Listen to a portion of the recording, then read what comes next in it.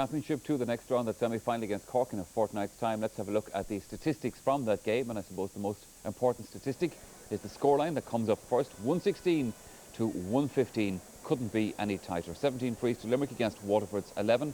11 wides to Limerick against Waterford's 6, just the 165 in the game, and 5 yellow cards in the end, and of course that one sending off in the game as well. Now let's go back down to Páirc Uí Chaoimh. Tony Brown is being interviewed by Kieran Malooly. What an incredible second half. Yeah, the pressure was on us there, you know, for a long time, and it just goes to show the spirit is in this team and the spirit that we're after building over the last couple of years together.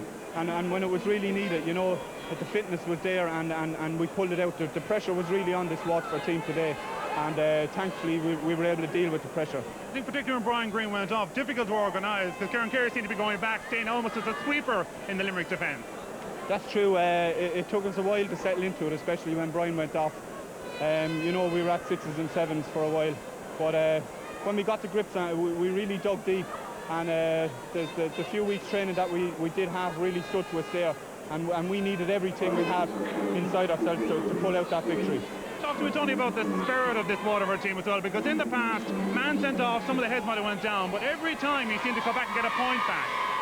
Yeah, that's true. As I just said, you know, we went through an awful lot last year, even though we didn't win any major trophies. We went through a lot together last year, and you know, we wanted to prove that it just wasn't a flash in the pan kind of a thing, and we'd a lot to prove today, and I think we've proved that, and we're looking forward to the next round now. And finally, your ankle's okay, you're ready to go? I don't know if it's ready to go now, but it's okay, and I'm sure that Shay Fitz will be working on it again during the week, and we'll get it right for the Cork game. Tony, congratulations, thank you very much for talking to us. Yeah, Tomás Mulcahy. Tony Brown was a little bit quieter today than we normally would expect him, but nonetheless his presence on the field is so important to Waterford. That's what we had said before the game. I mean, for Tony to run out through the tunnel before the game, to lift the Waterford supporters, lift the whole atmosphere in their own team as well, because he was going to be a big loss if he was off the team today. He didn't have the best of games by his standard, but he was still strong enough around the midfield area, cleared an awful lot of ball, went back into defence, and the good thing from Waterford's point of view is that, I mean, he's going to be much stronger the next day, be a lot more fitter, and I'm sure Cork are going to have to watch out for him. OK, so let's talk through the second half then, and the various incidents that shaped the second half. 5 points in it at half-time, and Limerick immediately had a chance in the second half to cut that gap. Yeah, it was easy knowing that Limerick would come out all guns blazing, and they wanted to score early on, and they nearly got a major one. Like, Limerick will never die that easy, and I know they'll be very disappointed this evening, but in the likes of Brendan Landers, Waterford came on a great goal. He made his name last year, and like, he proved himself again today. You're going to see him when he comes up on the slide here, he makes a great... Here's Limerick on the attack as such. They need to score. Good hand pass out, and a good long ball in by Shane. Now this ball is coming in from a long way out, and backs and forwards underneath it. Now the minute it breaks here, Gallagher gets a little flick to it, but it's a vital save by Landers, and a goal there would have set up Limerick, but like, he's done it all last year. Again, you got a flick to it, like, but it's one that you don't see until the last second, and it's very vital, and the 65 didn't go over either, so like, it kept Waterford at 5 points in front. One of the players that you picked out, Tomás, before the game as a player to watch was Paul Flynn. Now, obviously, always such an important part of the Waterford attack. And today he delivered a goal and 8 points at the end. You couldn't say that he didn't do his part. No, certainly. He had a great game overall. And even in the second half, when Limerick, with the extra man, brought an extra man back into defence, that sorted up a lot of gaps that were appearing there for the first maybe 10 or 15 minutes of that second half. He loves space. He loves the fast ball coming into him. But he has so much ball control. He has so much skill. He has so much vision. And he's so much confidence in his own play. Today, here we see a score in the second half, where the ball is breaking outside. Hand pass by Billy O'Sullivan out to Ken McGrath, and I think it comes across to him. And here you see as the ball breaks, he's very quick to react. Here you see there was no danger to Limerick. Paul looks up, he's in a spot of bother, sees he's going to be blacked down, but very quickly puts the ball over the defender's hand, and that's an excellent score. And that's a guy really playing on the top of his game. Plenty of confidence. Here we see again, going to throw up.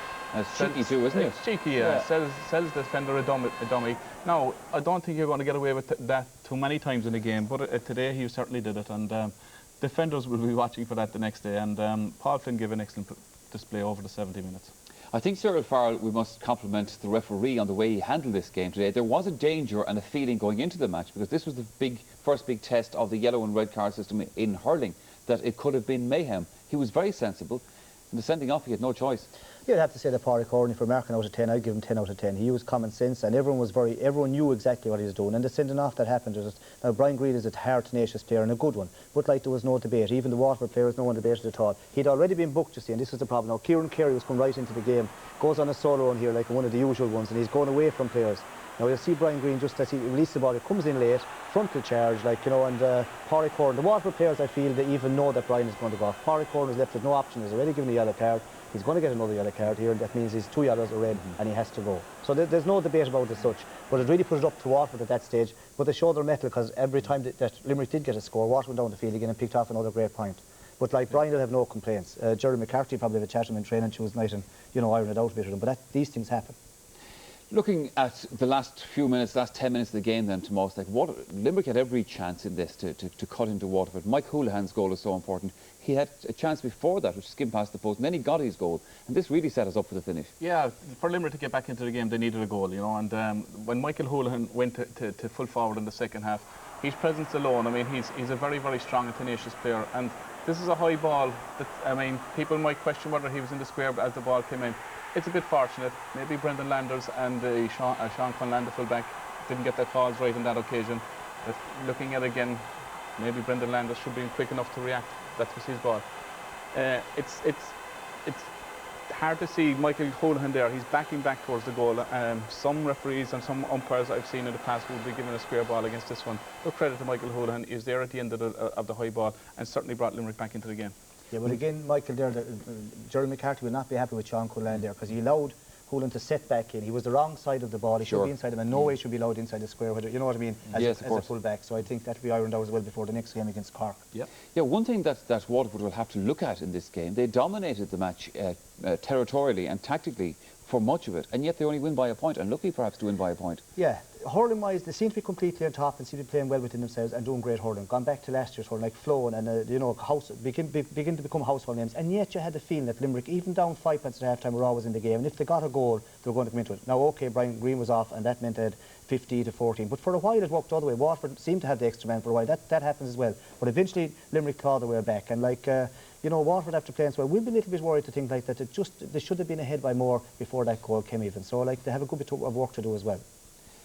10 minutes after the match, Tomás, this is not the time perhaps to start nailing nails into the coffin of some of these Limerick players, but you have to ask the question as well, for fellas like Gary Carbean, Kieran Carey even perhaps, Mike Houlihan, you know, where do they go from here? This is so disappointing today. Yeah, I'm sure that's the yardstick that they would have used themselves before the game, that people have said that they're never going to win an All-Ireland medal, and this was their last chance to do so. It's a big disappointment for those players who have given so much service down through the last number of years. I think Gary Carey, this is his 13th year playing senior hurling with Limerick without actually missing a championship year, and that's going to be a huge disappointment. It's going to make it a lot harder for these guys to come back again next year, you know. And Eamon Cregan has started already. He had 3 newcomers into this championship team today. They did reasonably well, you know.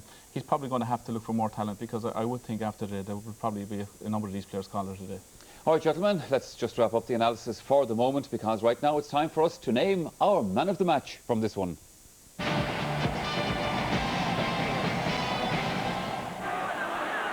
Well, there's one man in the match today, and that's Paul Flynn. Here you're going to see him sticking a great ball into the back of the net. He wound up scoring 1-8, 4 or 5 points from play, like, and he led by example today. So Paul Flynn is man of the match.